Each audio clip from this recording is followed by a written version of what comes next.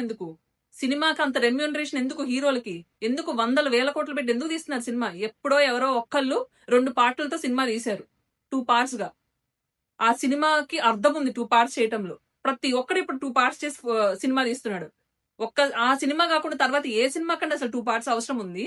ఆ హీరో చేశాడు కాబట్టి నాకు కూడా 2 పార్ట్స్ పడాల్సిందే అని ఈ హీరో. డబ్బులు మీ కాదు కదా! ఎంతైనా ఖర్చు పెడతారు. రెమ్యూనరేషన్ ఎంతైనా తీసుకుంటారు. ఎందుకంటే రేపు జనాల దగ్గర నుంచి తీసుకునేదే కదా! పెట్టండి అని. అవసరం ఉన్నా లేకపోయినా 2 పార్ట్స్ తీయటము, లేకపోతే ప్రతి సినిమాకి వీఎఫ్ఎక్స్. అవసరం లేకుండానే వీఎఫ్ఎక్స్‌లు. అక్కడ స్టోరీ లేదు, ఏం లేదు. ఆ సినిమాలో నుంచి కొంచెం కాపీ, ఈ సినిమాలో నుంచి కొంచెం కాపీ. ఏదో కొత్త సినిమా తీసినట్టు బిల్డప్, వీఎఫ్ఎక్స్‌లు. వందల కోట్లు ఖర్చయిందని సినిమా రిలీజ్ అప్పుడు పోయి గవర్నమెంట్‌ని అడగటం. గవర్నమెంట్‌కేమో పేదోడు టమోటాల రేటు, ఆ పత్తి రేటు అవి ఇవి పడిపోతుంటే పండించిన రైతు ఆ రేట్లు అడగటానికి లేదు. కానీ సినిమా వాడు సినిమా రిలీజ్ అయ్యే టైంకి మేము